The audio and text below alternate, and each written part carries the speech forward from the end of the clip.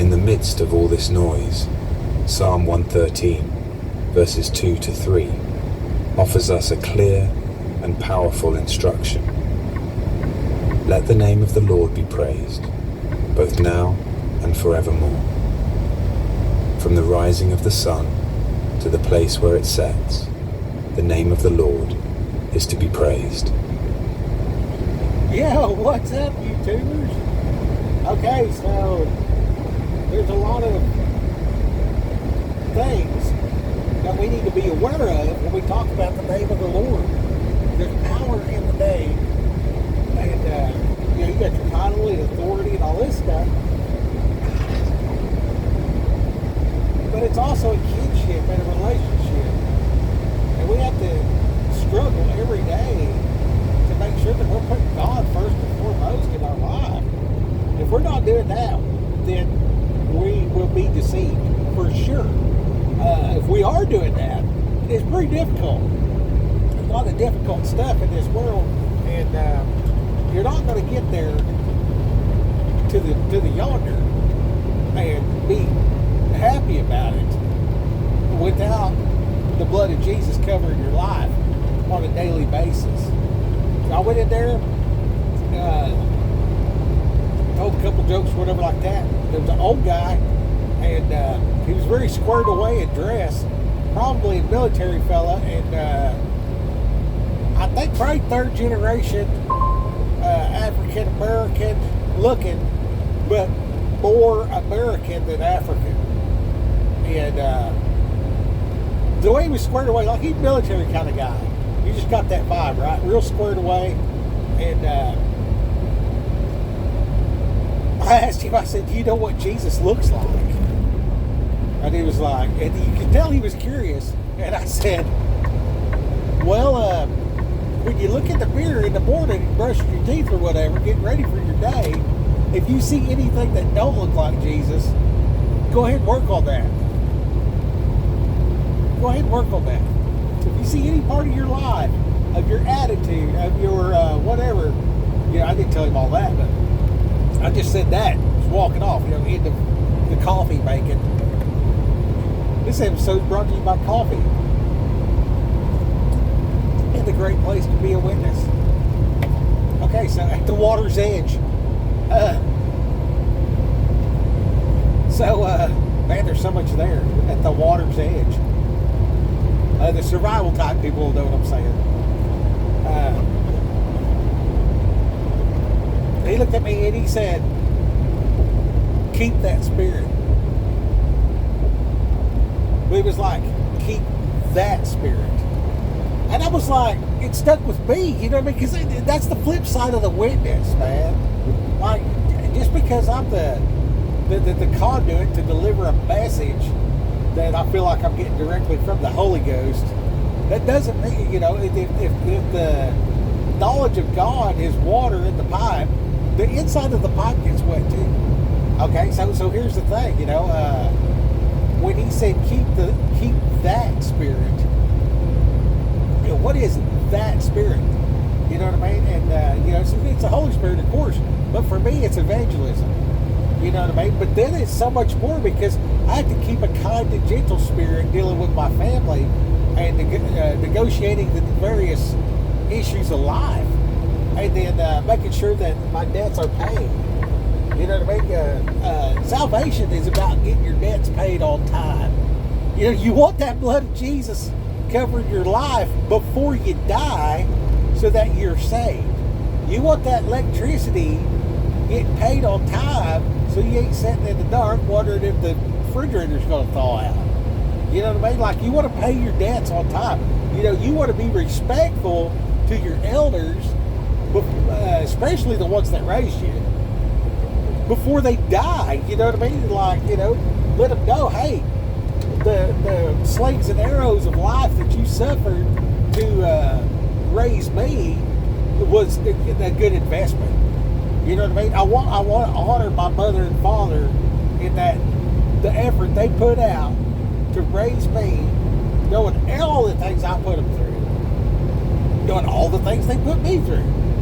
I want them to know that that was a good investment and a life well lived because I'm on the straight and narrow, riding with Jesus every day, and that's amazing. I mean, the worth in that is unmeasurable, and knowing that the Creator as Dad, and then Jesus, the Son of Man and the Son of God, died for me, type of deal, and then that whole interaction, it's very intense, man. It's like, when my son died, I couldn't deal with it. You know what I mean? I just put it on the shelf, deal with this later, handle, family issues, funerals, moving, what's going on with the kids, blah, blah, ridiculous amount of stress, and it just walking in a minefield, you know what I mean? Like the slightest mistake, you just feel like you're on public display. Maybe that's why I don't have any trouble saying all this stuff now. You know what I mean? Maybe that's part of it. I'm sure that's part of it. Anyway, you just got to deal and react and go and do and do and go and do and go. And it's falling apart. And you're just like that guy with the plate spinning on a stick. But it's life and death. And you got to be able to have somebody when everybody's not around, and you can just go into the pond and just sit down and be like, God help me. And you even got to say it out loud. You can do it in your head. Help me, God, help me. You know what I mean? And being efficient helps because you can do so much. You know what I mean? And you practice that, and you develop that skill where you're just like, bam, bam, bam, bam. Checking all the mirrors, all the lanes, changing lanes, talking about a super intense topic, and bringing it all back to honor God's name. He is God. He is the Creator. You know what I mean? He's actually above Godology. There's a thing. Some people get really hung up with it. Other people just see it for what it is. And so you got the fallen angels. They're trying to usurp God's authority, stature, and title. Trying to take His glory, right? Like everybody's scared of the devil and act like Jesus is just all puppies and kittens. You better be scared of Jesus. He's the one that can throw you into hell. You know what I mean? You should have way more dread of losing favor with God than you ever, like the smallest little boogeyman gonna get me or devil gonna get me. You know what I mean? Like I should be way more afraid that I lose my covering and my sin be revealed to the living Creator. You know what I mean? That could throw me in hell. I mean, it's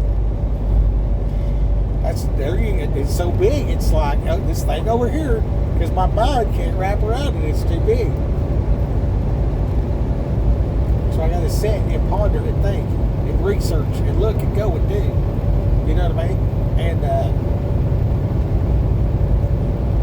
we have these moments where we got to just bam, bam, bam, and just bang it out. You know what I mean? And then we have these moments where it's just slow, man. It is so slow. It is so slow. You know what I mean? Like 1 minute, it's like this stupid clock runs out and I got to sit in the parking lot for 34 hours waiting for the stupid clock. You know what I mean?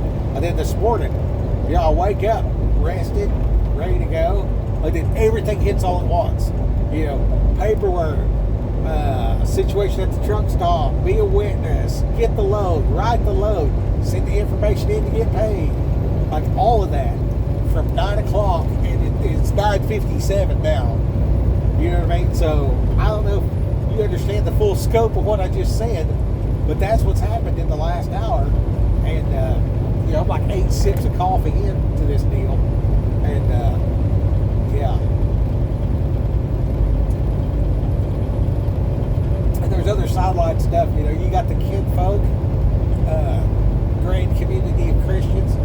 Then you got the extended family, and then you got the at-home family, and then the expansions and the trials that they're going through. And at a certain point, you get to where you're looked at like, at a certain point, people will look to you for answers if you pursue God. You know what I mean? Because they'll think, oh, you got some kind of special connection or whatever like that. Or you've just been right in their sight. Or you've earned respect. Or, more often than not, they take advice from anybody because they're hurting. They're, you know, in the wilderness. You know, like was that the Lion, the Witch, and the Wardrobe? And that dude's out there talking to this guy that's got goat legs. You know what I mean? He didn't know who to talk to. You know, that little girl or whatever talking to him, and then they try to act like he's good or whatever. I don't know. But if I'm walking in the woods and some guy walks up with his knees backwards and hairy like a goat's ass, I'm not taking advice from that dude. You know what I mean? But if I'm scared, I'm a kid, and I don't know nothing, and I see some half a goat dude with a flute talking about go that way. You know, that time I got lost when I was a kid, if I'd have talked to anybody, they'd be like, go that way, and just, you know, keep going that direction. There's a road. I would have been like, okay, it went that way, because I was shook up, you know what I mean? I was a kid, I didn't know nothing, you know? So, you want to have an answer for them people. And there's a shift in your heart when you have an answer for people's questions. You know what I mean? If your goal is to rescue Jesus's abducted children from Satan, you know what I mean? It's a headspace deal, okay? So these people, they got this, you know, greed, lust, whatever, insert sin. You know what I mean? They got this sin in their life, and they got to be convinced to knock it off, but they're in love with it, right? You know what I mean? You all know that chick that's dating that guy, and it just ain't going to work. And yeah. How do you set that straight where it's prosperous for both and Satan loses, but God wins? You know what I'm saying? Like, how do you do that? You know, you can't. And the Holy Ghost has to do that. And there's a point of surrender where you're like, God, be the words I'm saying. That opens a door. We hinder God's ability with our ought not and our unbelief and our pride and all these different things.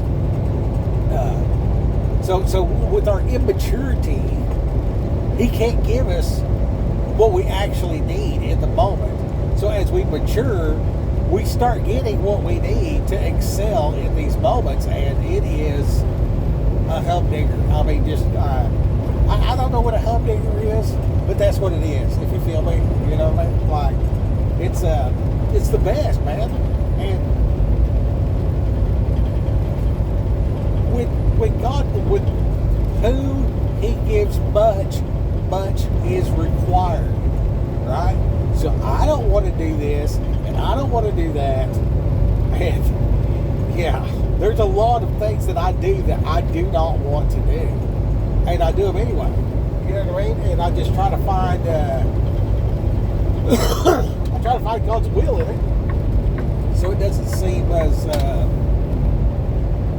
so it don't seem so offensive to me. You know what I mean? Because I'm offended. You know what I mean? I'm offended with the choices that people make. You know what I mean? Some choices are very offensive. You know what I mean? And I have to navigate those situations with grace and love and morality. And a lot of times, sadly, very sadly, a lot of times people representing the church have done things that will push people away, and to even read the Bible brings up, you know, these traumatic situations that are, you know, it's shameful to speak, to even say what the sinners do behind closed doors. You know what I mean? And it could be you know, everybody is so sexualized. When I say that, everybody thinks about like trafficked kids or whatever. You know what I mean? But it could be just the guy that took money. You know, the single mom that paid a tithe for years, and the kids watched as they went without, and then they see this dude driving a Mercedes, and they assume that guy's robbing their mom. You know what I mean? And when in reality, you know, mom's going through some things because mom had some bad decisions, and that's the reality of that. You know, and And it could be a single dad, same exact situation. And dad made some bad choices, you know what I mean? I don't see any suffering where everybody made the right choice. Do you see anybody in the world that made all the right choices that are suffering? You know, on a continual basis to the point where they're like, you know, ain't got nothing to eat. You know what I mean? If you don't have food and clothes, and you're doing everything right, you know, I mean, like, move to a different country, for sure, you know. Because in the United States, if you're just slightly trying, you can get by. And, yeah. So, I mean, I've been there, done that, you know, had all the different things against me.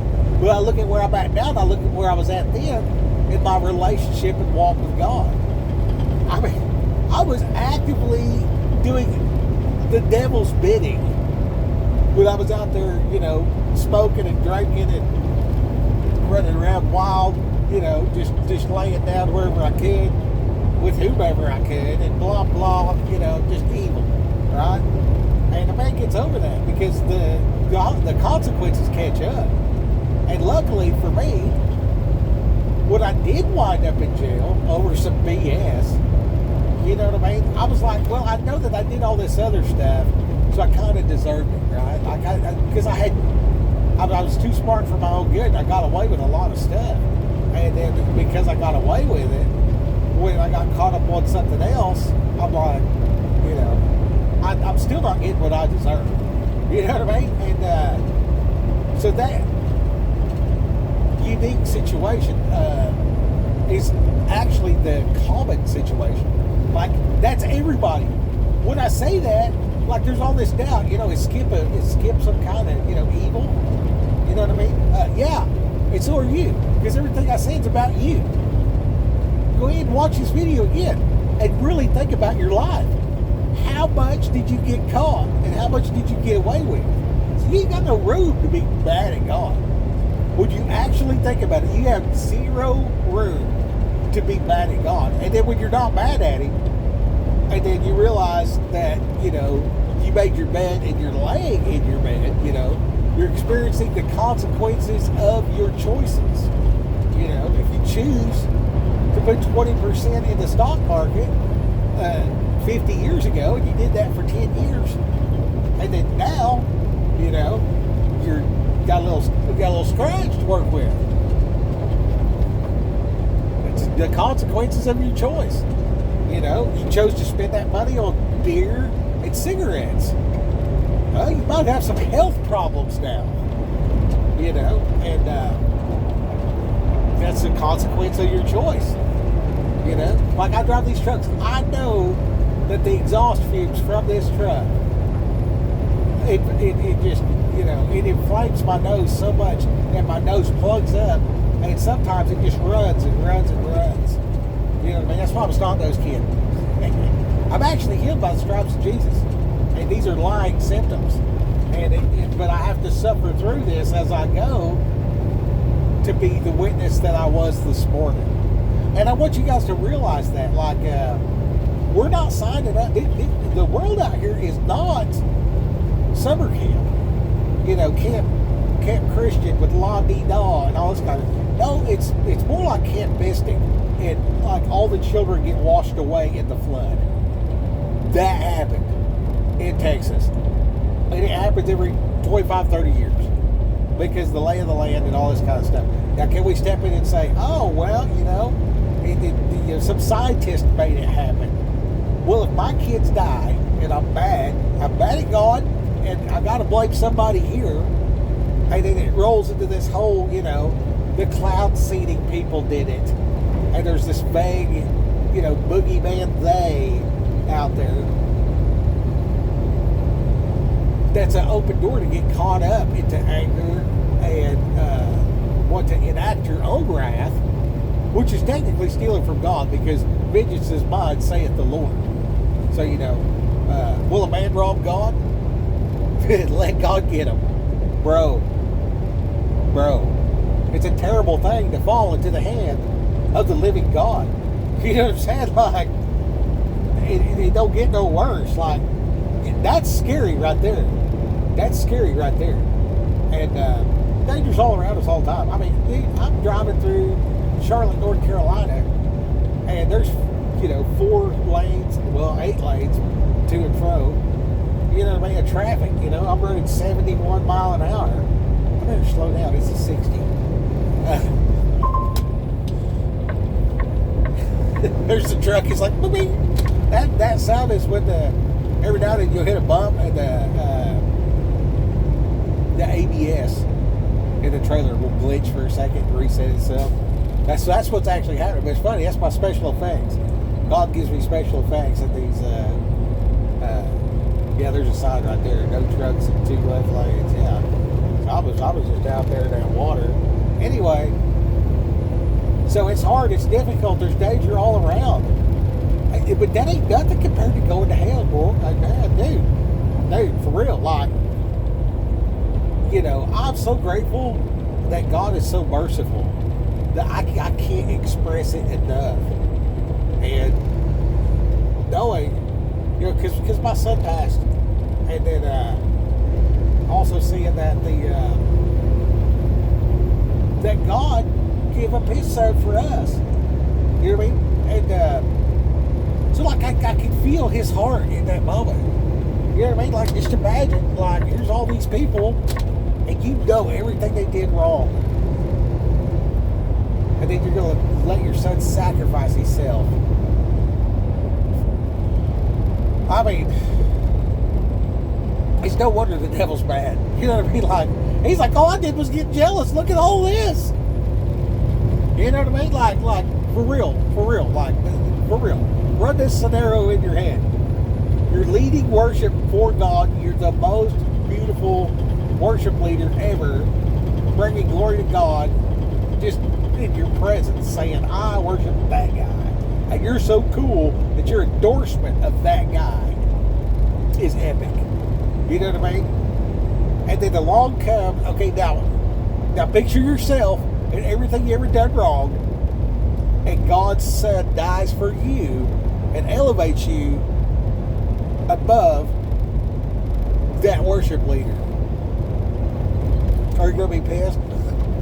I mean, like, imagine your boss gave me your check. You worked all week long. It's payday. Oh, sorry about that. We gave that check to Skip. And Skip gets your check day.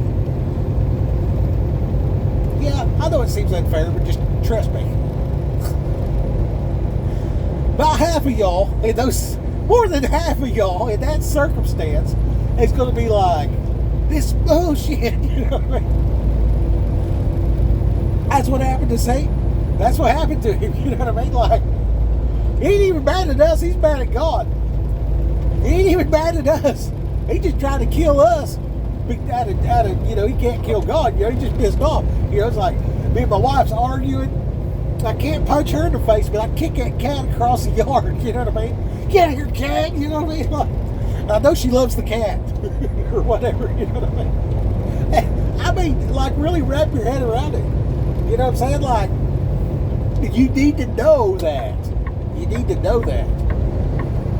Because God is sovereign and His way is best. And it's going to be more effed up than that in your personal life. And you can't get mad at God about it.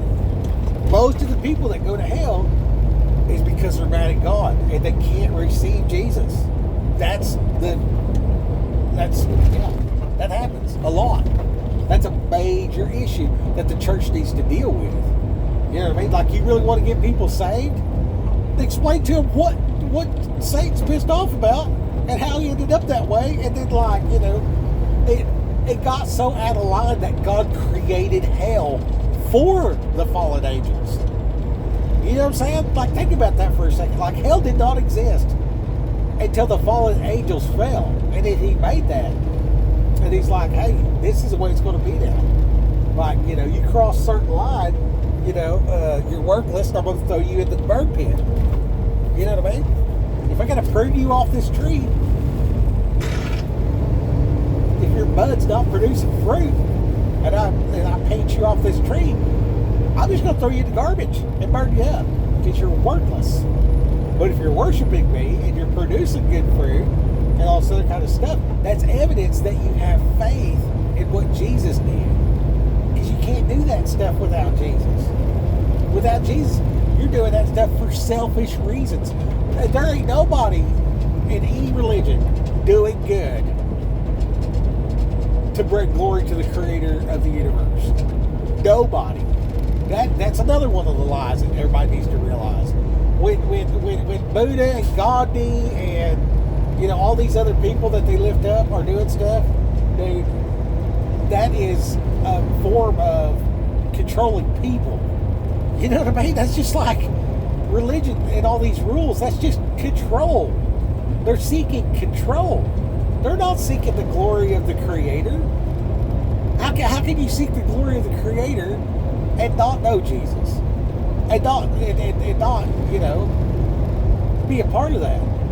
You can't. You can't. It's all fake. It's all bullshit. It is. It really is. Because Jesus is the only time that God came to us. There's no other religion where God showed up and wrote down 10 commandments with his very finger. You know what I mean? And all these other people doing all these sacrifice their kids and, jumping up and down, cutting herself. And then Elijah's like, calls down fire. You know what I'm saying? And then they slay all the false prophets. When else did that happen? You know what I mean? It's so cut and dry. It's so obvious what the truth is. And you're so blind to it if you're mad at God. So, how you gonna put God first in the beginning of your day? Go back to where this whole thing started. How you gonna live if you're already dead? One of the references of hell is separated from God forever. You know what I mean? Are you connected now? The kingdom's right now. Are you connected now? If no, and you're going through hell, yeah. Well, that's why. That's why. Because you're separated from God. Why are you separated from God? Because you're mad at Him. Is He a sovereign God? Yeah. But is He literally love itself? Yeah. Will He put up with your bullshit and be there for you? Yeah, He will. He will. And I'll say it like this. My wife ran me over with the car one time. And, was attempting to, but I leapt out of the way. And she hits the curb with the Subaru and stuff like that. And she goes down, she turns around, she's going to make another pass like a raging bull. And I'm like, all right. And while she was turning around, I was like, I love this crazy motherfucker. That's literally what I said. And I became overwhelmed with love for her because I knew she was lashing out in anger and pain. And what we were arguing about really wasn't even that big a deal. But certain things was happening. I was just like, I don't even know, why should I even come back to this place? You know what I mean? Every time I come here, it's this, that, and the other, blah, blah, blah. Here's this problem, that problem, this problem, that problem. Here's the solutions to the problem. Just nobody will do it. And I can't be out here and be there at the same time.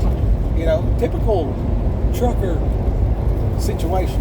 If you've ever been away from home for 90 days at a time, you know the pressure of the long distance stuff and how it unfairly requires so much from the one that stays home. It's not fair. You know what I mean? And when they're expressing it's not fair, the correct answer is not. This is not the correct answer in that moment. Well, you're just going to have to suck it up. Make it work. Do you not say that? Do you not say that?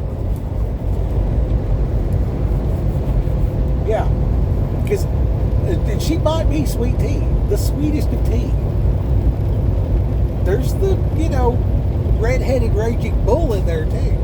And I told her one time, I said, well, you're getting fired up now. If you'll use that in your witness, we'll be unstoppable. You know what I mean? And she didn't want to hear that either.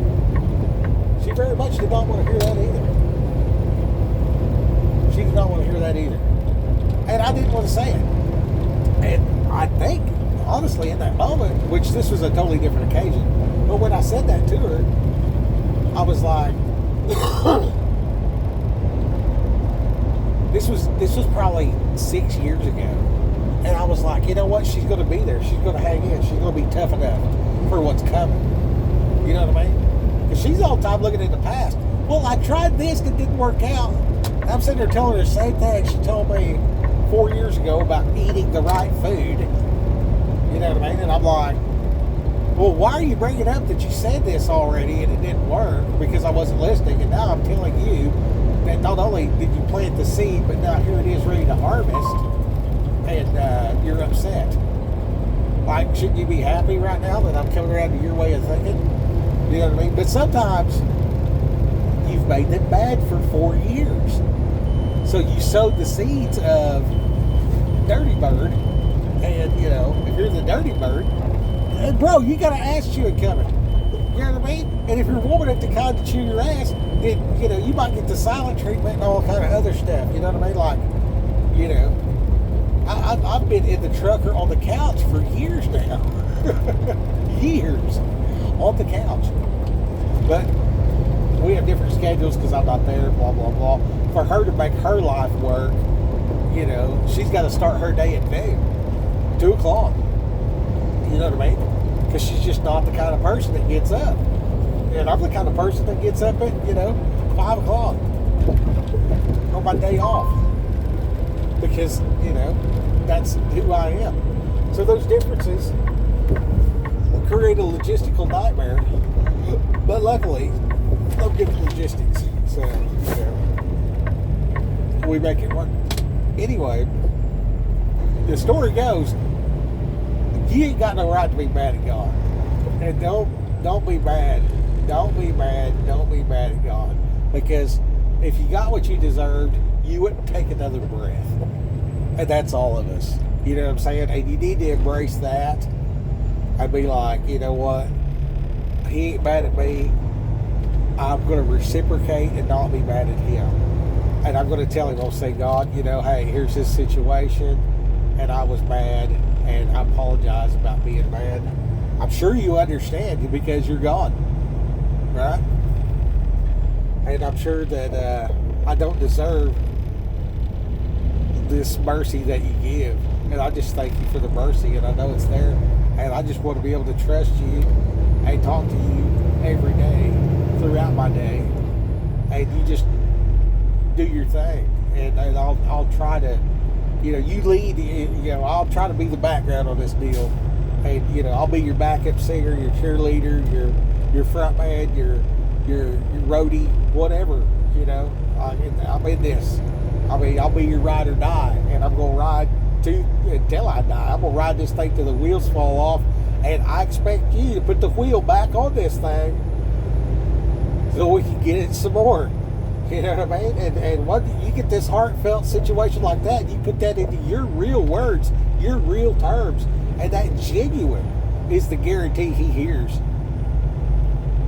There ain't no I'm righteous so God heard me. There's I'm genuine so God heard me. Let me say that again. There's no such thing as I'm righteous so God heard me.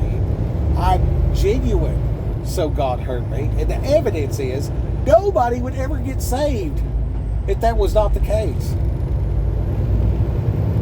What even is the sinner's prayer? What did these people do when they reached out to Jesus to get healed and stuff? And he said, repent and go lest something worse come upon you. You know what I mean? What were they doing right before any of that?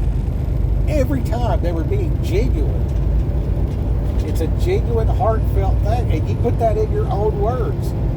You know what I mean? Because some people don't think it now.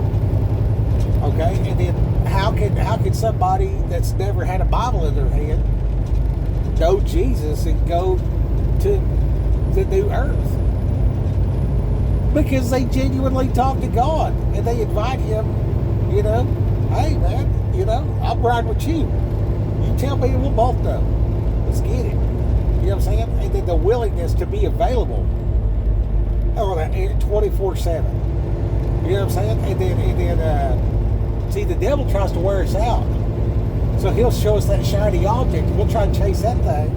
And the shiny object, the gold, it could be good works. You know what I mean? So you might be wearing yourself plump to the nub, going in and doing it and doing it and going in and doing it, and just be getting good all the while. I think God says, "Sit down, son. Sit down, son. You need to go wait over here. You need to sit down." Being a trucker, being a roofer, going to prison, working, like God has never told me you need to go to work. I have never had any inclination that I was not working hard enough in my life. That has never happened. Not one single time. Now, I take that back. I have been in relationships where the woman's like, go get a job. I'm tired of you sitting around the house, so I can't really say that. I've been a hard worker most of my life. The hard work exceeds the leisure, for sure. Anyway, according to this thing right here, I have to stop a certain amount of time every week, right? So I gotta abide the law so I can keep the licensing and all that. And if my dad and my uncle would have abided by those laws, then they wouldn't be crippled right now. My father-in-law would still be alive if he abided by the rules of the DOT. They just rested. You know what I mean? So, there's a season of rest that has to be observed.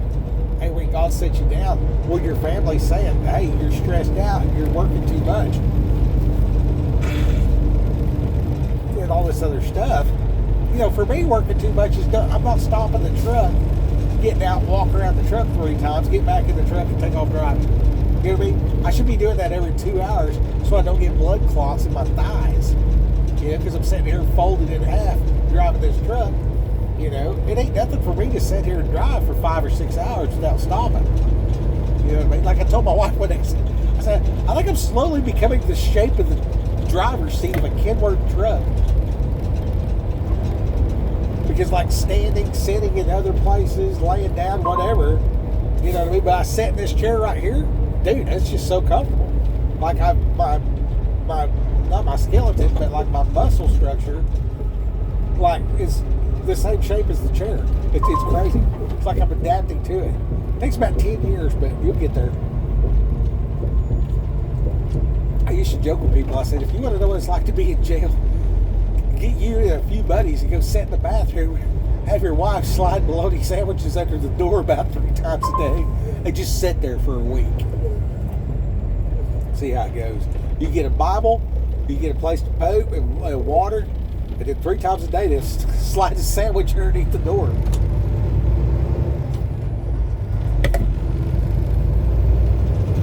I think more people should do that.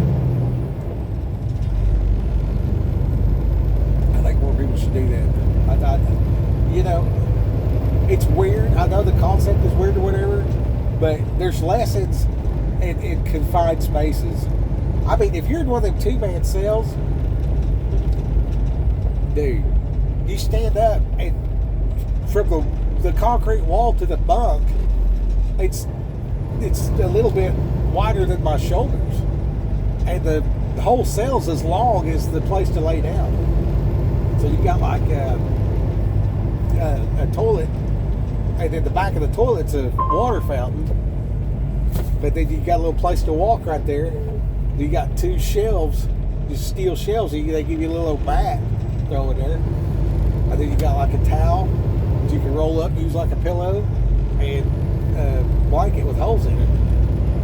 It's just you and like some random dude that's accused of whatever violence. You know what I mean? So you and old dude just got to sit there.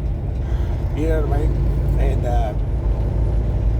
yeah, like you won't know things about respect until you're in that situation. Because when all you have is that little space on that bunk, on that rack, like that is your space. Like when that door opens, if somebody comes in there without asking your permission, like you get real sensitive. You know what I mean? So knowing that, the coming out here and like getting cut off in traffic or whatever, you know what I mean? Being a truck driver or whatever, like I have an elevated position of line of sight, so I'll see things happening up there. You know what I mean? I'll start slowing down. The people behind me and around me don't see the slowdown. So they're zipping up there and cutting me off, and then they're jamming on their brakes because of the slowdown. Well, in that moment, it's kind of stupid for me to get upset about it. But every truck driver for the first 2 years is mad about that until they realize, hey, I have a different perspective than the cars do. Like, they're not cutting me off on purpose to be a jerk. You know what I mean? But the enemy will use that to make you mad. You know what I mean? And these people, they don't see over the top of 30 cars and, you know, here's a truck on the side of the road and that guy's, you know, pulling backhoe with a dump truck. So, you know, when they do take off, this guy's going to be slow as all get out trying to take off. So, you know, if I'm driving slow and then I step over into another lane and don't speed up at all, and now everybody's flipping me off and going around and getting in front of me and stuff, and, you know, 10 seconds later, they're all slamming on their brakes and stuck behind the dump truck with a backhoe, you know. And the whole time, you know, I do, hey, you stupid, learn how to drive, blah, blah, or whatever, you know, just being, you know, upset. It don't make no sense. Why would I do that? It don't make no sense. There's no reason to do that.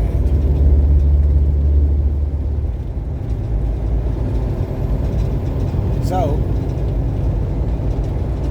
as I realized, then I'm like, okay, I'm bad. You know what I mean? I'm bad. What am I bad about? Is it worth being mad? No, it's not. No, it's not. You know what I mean?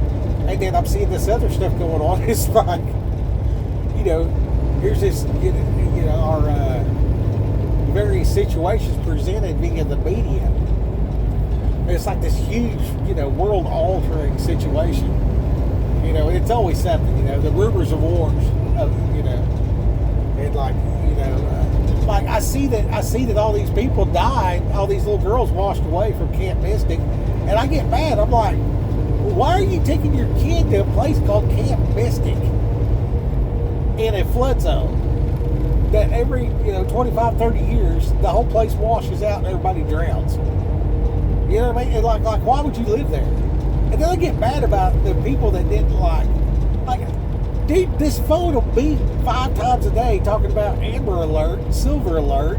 You look at the Amber Alert and it's like some mom picked her kid up from school, and for some reason that's considered abduction. And I'm like, you know, really? But we can't call everybody when it's, you know, there's a 30-foot wave of, you know, water coming through town, and it's been known to happen, and you still go there, and you live there. Oh, you've lived there your whole life. So you were there when it happened the last time, and you still did not alter your way of living by, you know, 1,000 yards one way or the other. Oh, well, that's where we always went fishing. That's where Grandpa lived. What did Grandpa? He drowned.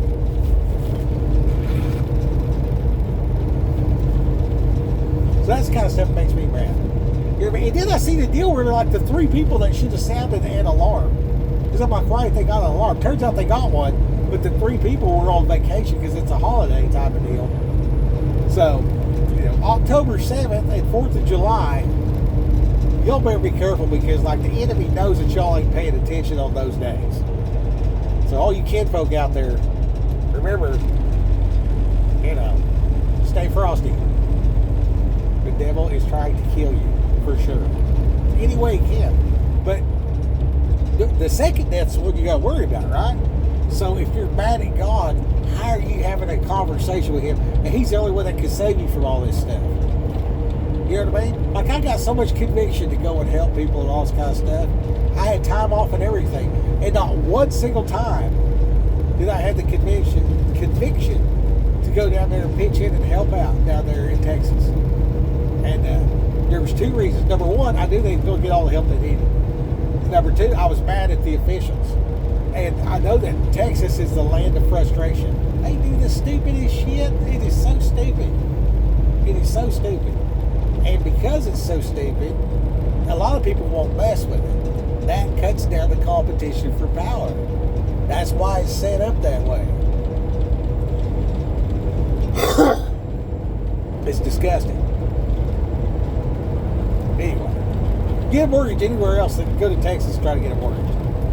Just see the difference in that process. It's it's ridiculous, dude.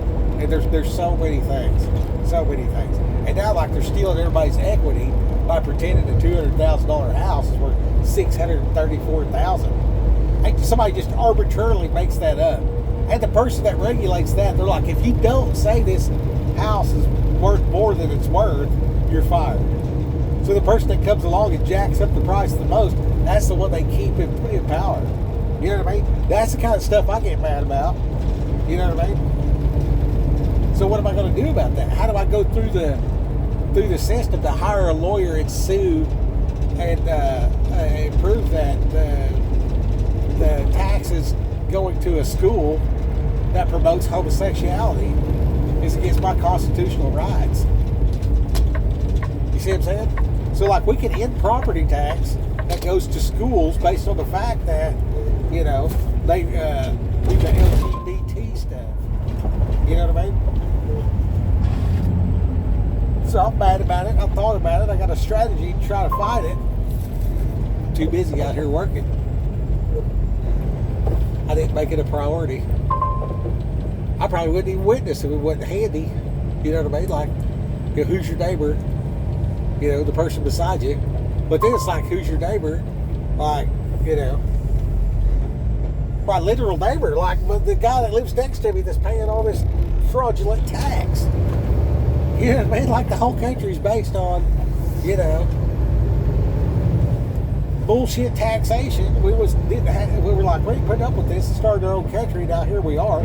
Our forefathers just like rolling over in the grave. You know what I mean? We're just laying down, taking it. You know what I mean? It's just like, it's all messed up on so many levels.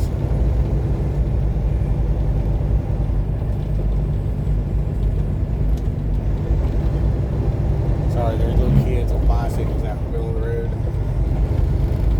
Anyways, so I got to give that to God. You know, let's come full circle with that. So I wake up and that's on my mind. Like right now, that's fresh on my mind, obvious. What do I do, Skip? Glad you asked. Okay, I say, God, you see this situation? Do you want me to go get a lawyer and fight these people? Wait for the answer, yes or no. Be obedient to whatever the answer is. I'm thinking it's yes, actually. I think the answer is yes. I should go fight for my neighbor and sue the county assessor for stealing my equity. And they're basing the money off of that shit. So it goes all the way to the top. It goes all the way to the top. All the way to the Fed itself. The Fed prints money. That causes inflation. That's it. It's like, Fed, are you printing money or not? Well, right now they are not. So the inflation is not happening. So they're like, well, we'll wait and see what the tariffs do and all that. It's all smoke and mirrors. It's all smoke and mirrors. Since the 1900 till now, how much has the dollar lost value? If the inflation is 2%, and that happens for 50 years, that's a net zero. It was actually a compounding beyond zero. It's actually like a 0, 0. That's why the buying power of a penny back then, like, you get a steak and potato and a room for the night for 3 pennies. You know what I'm saying? And now it costs you $200. I'm serious. I'm serious. Go get a hotel room, eat a steak and potato, and tell me that shit don't cost $200. It used to be 3 pennies, 2 or 3 pennies. So, everything I just said is true. Everything I just said is true.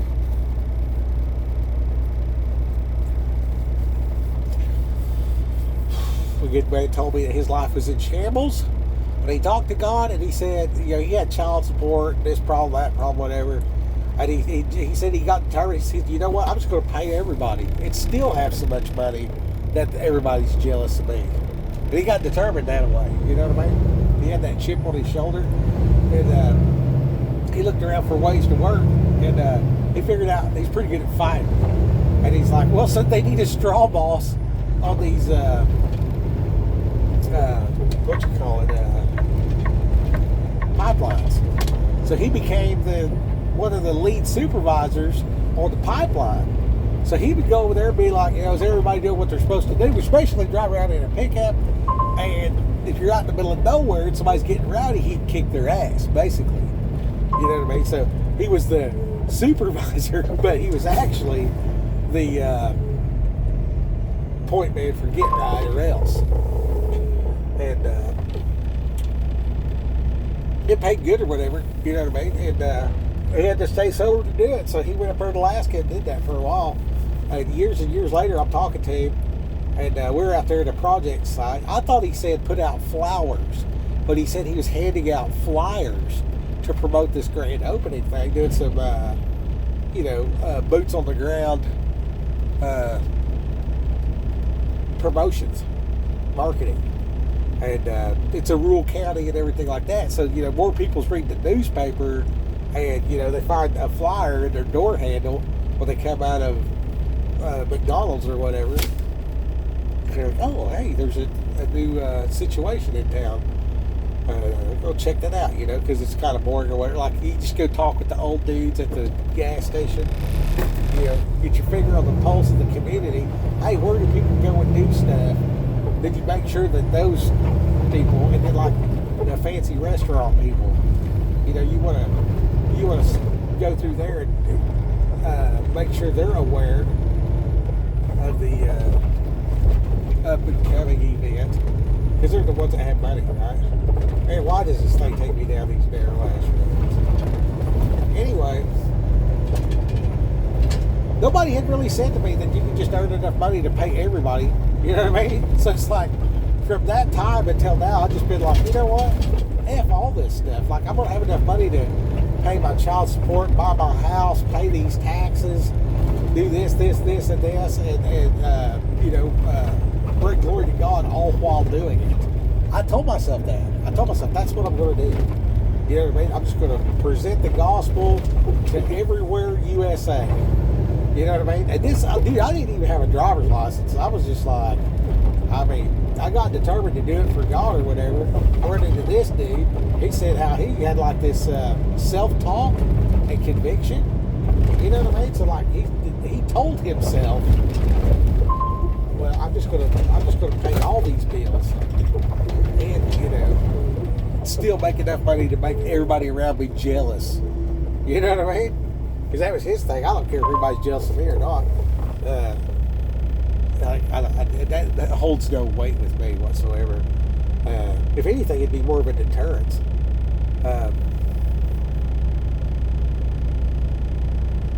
So I want to remain not mad. You know what I mean? So when I find something that I am mad about, and I want to pray about that situation, and then I want to be able to walk in obedience with whatever God tells me about that. That is super easy to do if you actually trust God. Like, you could just, boom, get over it, because like God's way is best. And you've seen His way be best so many times. So with reps and sets, obedient works. Like, I'm being obedient, what I'm doing works. But then like, obedience itself obviously works because it works out for the best in the long run. Now, the long run might be 75 years, and I might not see it. But, you know, if I plant the forest tree by tree, I'm just seeing little trees. And I might see, 20 years later, a small forest. But that might turn into the freaking Amazon jungle in 300 years. Depending on where I'm at, rain patterns, blah, blah, whatever, So, like, when I started roofing, I told myself I want this roof to last for 400 years. You know what I mean? If I can put a roof on your house and I think it's going to last 400 years, I'm satisfied with that. Like, you got your money's worth. You know, it's 1776. I roofed your house. In 2176, you hadn't put a new roof on. That's what you should get, in my head, for the cost of a modern roof, with the effort and everything else like that. Like, you should have this generational deal. You know what I mean? And like, there should be, like, the smallest property you can buy should be 20 acres. 20 acres should be the smallest possible. And you should be totally sovereign on that, to where you can have as many houses as you want or not, and the ability to have generational family there. You know what I mean? It's so stupid for us to think that we gotta leave our house with our kinfolk and move to a different state to do some kind of whatever, and everybody's expected to have their own house, and if you're staying in your mom's basement, you're looked at like you're a piece of crap.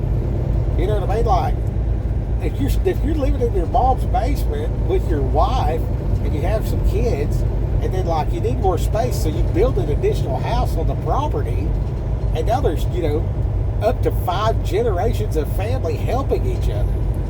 So now I don't have to go to daycare to get somebody to watch my kid while I go to work. You know what I mean? I've been talking about with my sister, and I'm like, you know, she's telling me the problem, whatever. So like, me and Jeremy both are truck drivers. You know what I mean? I was like, if Dad, Eddie, my sister, myself, and a couple other relatives were on like 40 acres, we could totally run a homestead, and the old people take care of the young people. The young people make the old people feel good. The old people feel good about hanging out with the young people. You know, I mean, grandma's watching the kids. You know what I'm saying? And then like, you got the 30-somethings, you know, the 20s and 30s where they're having kids. Then you got the 40s and 50s where they're, you know, making a decent scratch to, you know, have the monetaries. And, you know, the ones that are, you know, a little bit challenged are, you know, mowing the grass. And the ones that are, you know, intellectual are like keeping a budget. You know what I mean? That's how family works, man. And our system so tore that down, and we need to get back to that. That's why you see these little communities of like-minded people popping up in the woods. You know what I mean? That's what that is. That's what those little communities are. Oh, this is an all-black space, or only whites live here. That's, you know, schism of the devil. What should be is like, we're the DeGraffs living on the DeGraff land, or we're the Johnsons, or we're the Washingtons, or we're the Jeffersons, or we're the, you know, whatever, insert family name. Like, that's where it come from. Like, that's what that was. Like, I grew up in Johnsonville because everybody around there was related to the Johnsons. And we were like, you know, on the outskirts of that, at the end of the road. You know?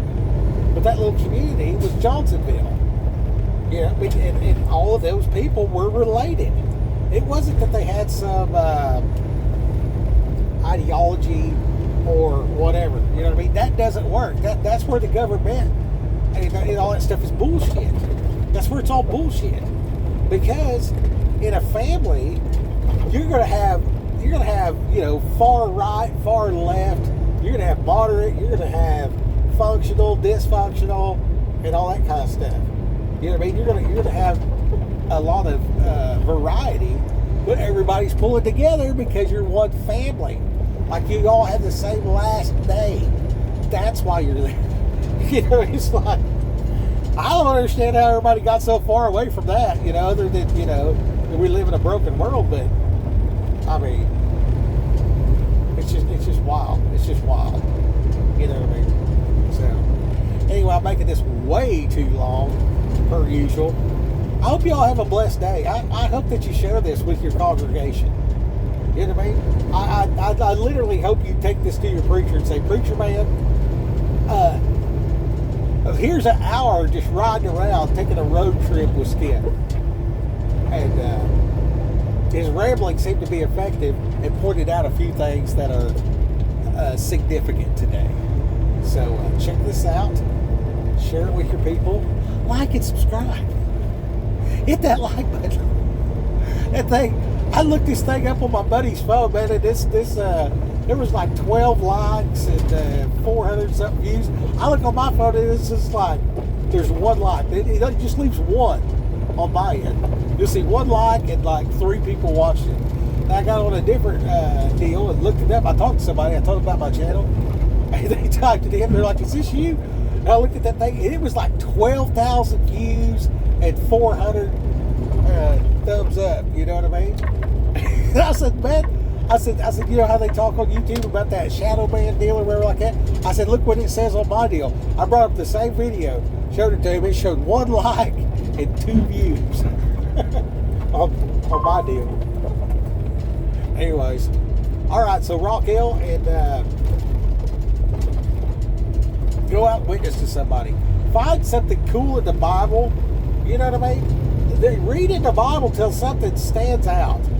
And when it stands out, just set the Bible down, you know, mark your page, whatever, and just call your friend and talk about it. For real. Like, you'll make good friends that way. And the ones that ain't really your friends, they don't want to hear it. And they're not really your friend. Frenemies are a thing, and you don't want that. It's okay if they leave. It hurts. It is difficult on a man. Get you in the feels. My feelers are hurting. Jimmy's gone. Well, Jimmy was never your friend. He was using you. When you told him about the Lord and everything like that, and he got mad and left. God will use that to save him. So just because Jimmy ain't your friend and you can't hang out no more, you can trust God. I mean, that'll make you mad, right? You can trust God. You can ask God to save Jimmy. That's the way it works. All right, Rock Hill. Go get him.